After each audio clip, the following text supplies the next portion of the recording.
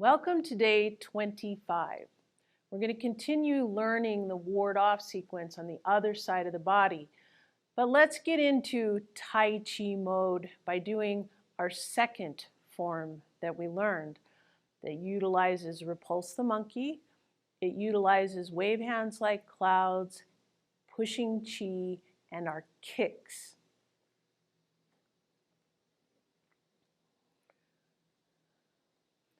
So stand nice and tall, take a good deep breath in, breathe it out, sinking down,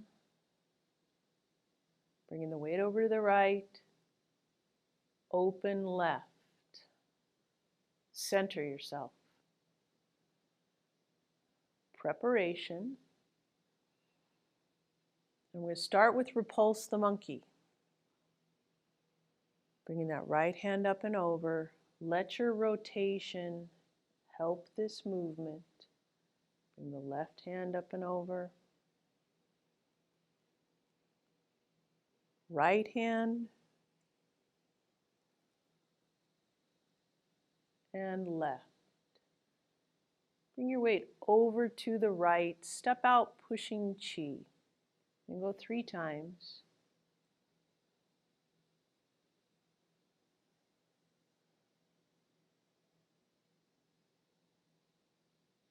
Now your weight's all the way up onto that left because you're going to kick right.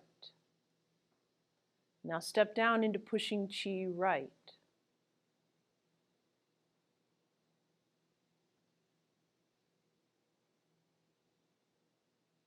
Three times.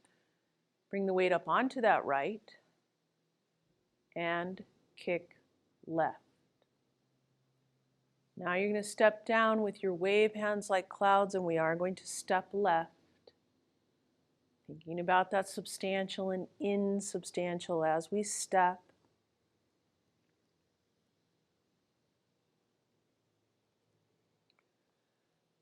Leave that right leg empty. Step right.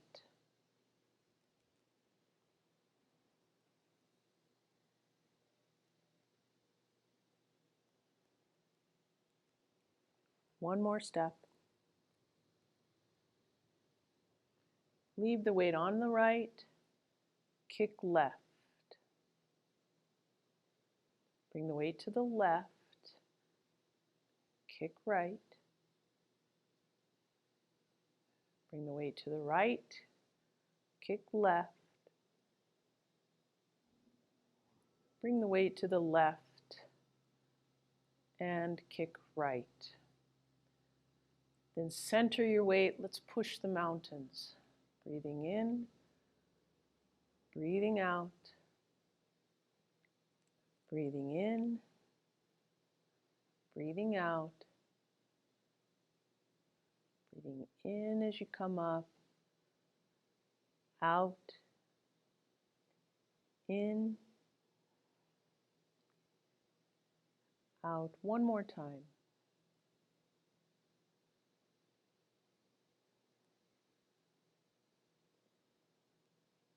And close. Remember left to right. So that form is really all about focusing on your substantial and insubstantial. So if you're practicing that outside of our video sessions here, really focus on understanding where your weight is and think about being rooted and grounded. So now let's continue with that ward off that we learned on the right side of the body. Now we're going to learn it on the left side of the body. So holding the ball to the right. This time you step out with your left foot, remember, on the diagonal. So it's about a 45-degree angle. As you hold that ball, now your left hand comes up and your right hand turns towards your left palm. Then you're going to turn your torso so that you're now on that diagonal, that 45-degree, and this is your ward off. So now holding the ball to the right, step out with your left, bringing your left hand up, turn your right palm towards your left, rotate your body, ward off. Now grasp the bird's tail. Your elbows have just dropped slightly. You still have a ball of energy between your hands. Holding the ball to the right, step out left on the diagonal, bring that left hand up, turn the right palm towards the left, turn your body, ward off. Grasp the bird's tail. Now take that ball, rotate slightly and bring that ball to your right hip. That's your roll back. Holding the ball to the right, step out with your left, bring that left hand up, ward off. Grasp the bird's tail, roll back, bringing your hands to your right hip. And now you're going to take that ball of energy and you're going to turn back to the left. This is a rotate and press, and your right hand is now touching that left wrist. This is your rotate and press. So holding that ball to the right, step out left, bring that left hand up. Try not to lift your shoulders as you're lifting that left arm up. Ward off, grasp the bird's tail, roll back, rotate and press. You're bringing your right hand onto your left wrist, and now you're going to open up into pushing chi. So let's do that again, and let's think about where our weight is, just like we talked about in the form. Where is our substantial and insubstantial? Even though we're not moving forward, we're not moving to the side like we do with wave hands like clouds, your weight is shifting, and you need to understand where that weight is to help that movement flow. So holding the ball to the right, step out left, bring that left hand up, ward off. Now your weight is more on that left as you grasp the bird's tail. Then as you roll back and rotate, your weight comes to the right. Then as you rotate and press, the weight comes back to the left. And now the weight comes back as you're in your pushing chi to begin, and then weight comes forward in that pushing chi as you finish. Holding the ball to the right, step out left. Bring that left hand up, ward off. Think about the weight is forward now. Grasp the bird's tail. Roll back. Let the weight come back.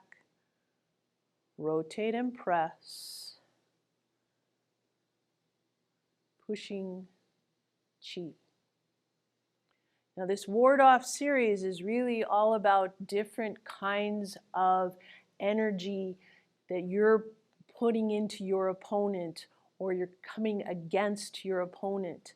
The ward off and grasp the bird's tail is called pang. The roll back is lu. Rotate and press is ji.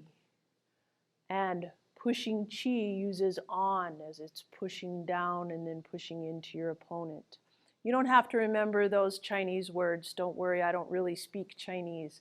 But I thought I'd let you know that that really does have to do with those different movements have a purpose, and they incorporate using that sense of an opponent in this movement.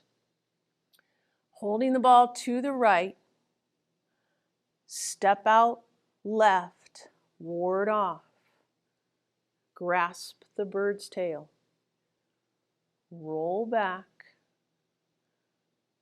Rotate and press. Pushing chi. Let's do it one more time, holding the ball to the right. Stepping out left, ward off. Grasp the bird's tail. Roll back. Rotate and press.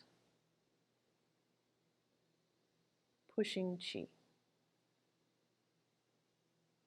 Good, so now we know both sides. We know the left side and the right side. Don't worry if you don't feel proficient at them yet. That's okay. The next few days, we're going to continue working on both sides of the body and actually putting them together, transitioning them together. So I hope you're enjoying this. We'll see you tomorrow.